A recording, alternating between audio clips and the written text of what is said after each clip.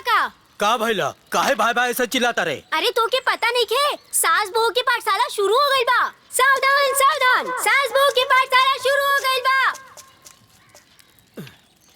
इस सतरंगिया नौरंगिया दोनों गांव के टेंशन दे देले बाड़ी सन। अरे चाचा तो जाए दा ना, हमार का टेंशन बा? के बा हमार? न माई न मेहरारू। अरे ठीक बा, तोहरे बाल बच्चा ना हुआ तो हमरे चाचा बाल बच्चा हुआ ना, उनके बारे में सोचे के पड़ी ना। हाँ तो हमारो आसाद बनी जब सोची। ए दादा, ए पापा, ए दादा, सास बहू की पाठशाला चालू हो गई बा। ए मई, दादी घरों में बिया की ना? ना, वहाँ के तो नहीं की, ढेर देरी से वहाँ के नहीं की घरे। अरे बाप रे बाप, अरे कहवा चल गए पाठशाला में अब्बे चल के। ओके बताई हम। ए माई, दूगो खेत पटा देले बानी, एगो खेत खाली बाकी रह गइल बा। अब ओहू के हम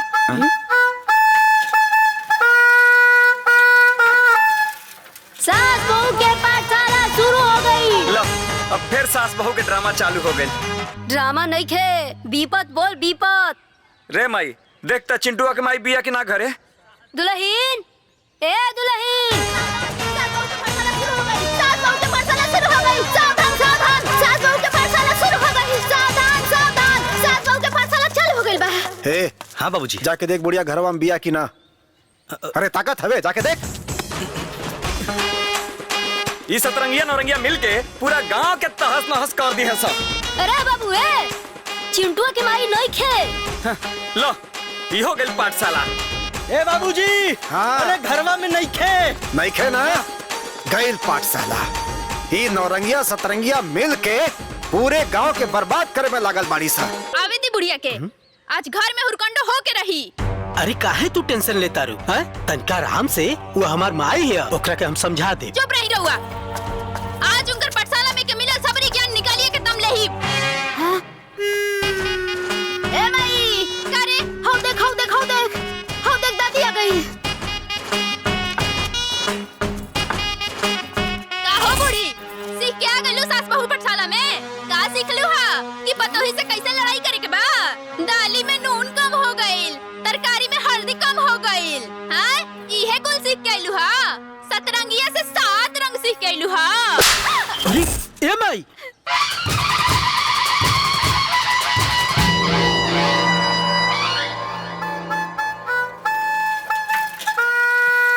सास बहू की पाठशाला खत्म हो गई। हाँ, घर के सारा काम काज छोड़ के अब बड़ी पाठशाला गिरी करत फिरत बाड़ी। ए माई, का रे? आ जाई त का करबे?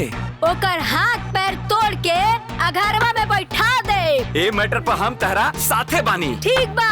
हौ देखा, आ गईली महारानी। का रे, कहाँ से आ रहल बाड़ू?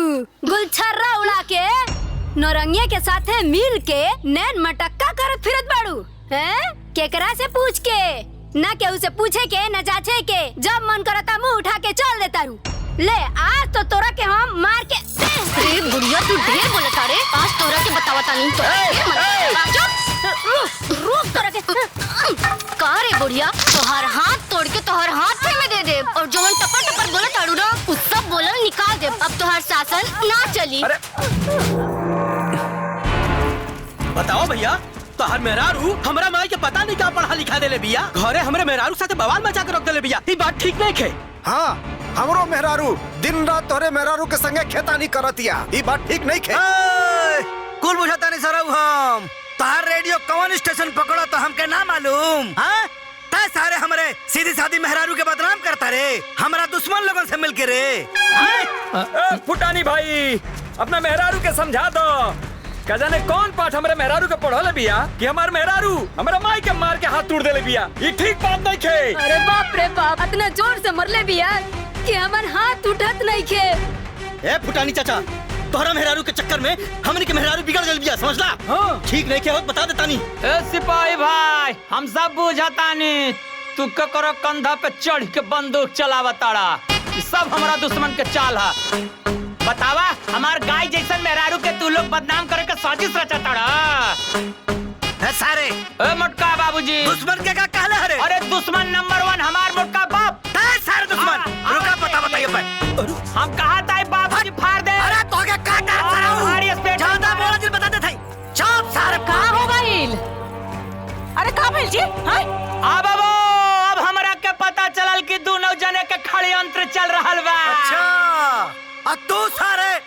पीछे सारे साजिश रचत तोरा आ तोहार मेहरारू ए बाबूजी चुप करी रउआ अम्मा जी मिल के पूरा गांव में का गुल खिलाओ तनी हमरा सब मालूम है।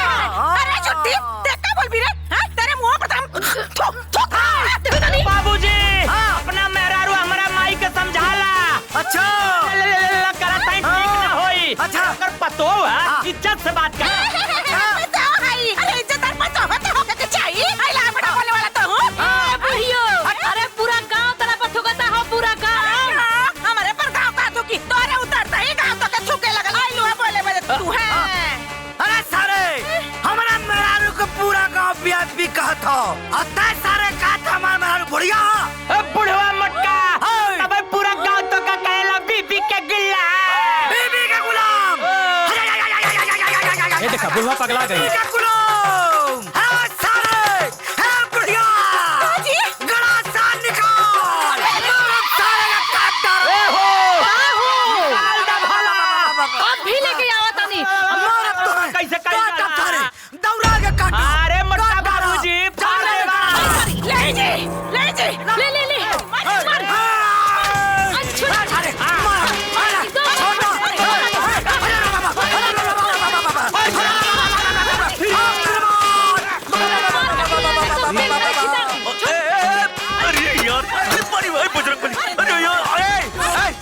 मार बाबूजी छोटा था भैया बाबूजी अरे रुका जा यार अरे छोड़ा जा छोड़ा हाथ फेंका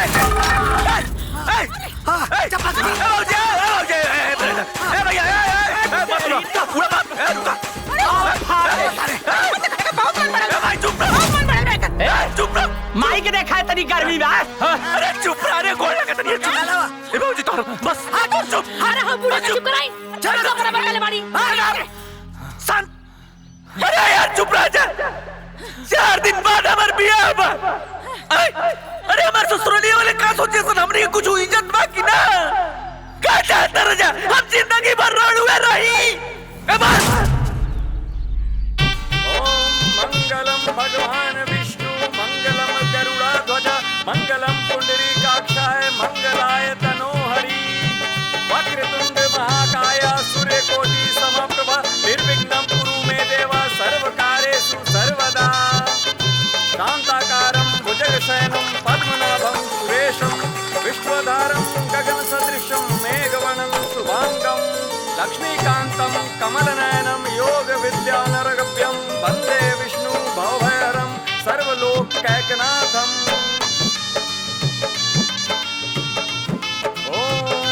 हरिः गणानां त्वा गणपतिगुं हवामहे प्रियनां त्वा प्रियपतिगुं हवामहे निधिनां त्वा निधिपतिगुं हवामहे ॐ भूर्भुवस्सुवः तत्सवितुर्वरेण्यं भर्गो देवस्य धीमहि धियो यो नः प्रचोदयात्।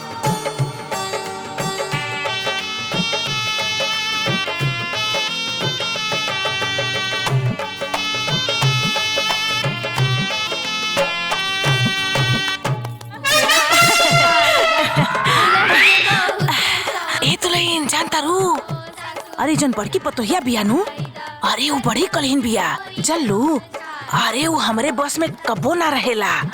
अरे हमनी सास पतो में ना तनिको ना जमेला 36 का आंकड़ा रहेला। अरे ई तो आशा बिया ना अरे आशा में काम करेले गांव भर घूम घूम के ना कुल पतोहन के सिखा पढ़ा के चढ़ा देले बिया। अरे कुल पतो सास में गांव में बड़ी झगड़ा करावेले जल्लू। अरे हम बोली ला ना तो दोनों परानी ना हमरा से लड़ जाले सन। होशियार रही है जल्लू बड़ी चढ़बाक है नौरंगिया। हाँ ठीक बा हाँ। अरे हमार पतो तो बड़ी सुंदर बिया है लाखों में एक बिया। ए दुल्हन हईला हमरा तरफ से सोना का अंगूठी मुंह दिखलाई। ए दुल्हन तारा से एगो बात बता देवे के चाहता नहीं भले हमने के सास पतो हई सन बाकी पटरी जमेला ना ये बुढ़िया इतना खचड़िया कि पूरा गांव के नो शासन के भड़का देले बिया। अरे पूरा गांव में सास पतो में कारफू लागल बा यही से हम तनी दूरी बना के रहेले हो सके तो तू दूरी बना के रहिया। हाँ। चल आपन पसंदीदा फिल्म देखे खातिर डाउनलोड करी दंगल प्ले ऐप।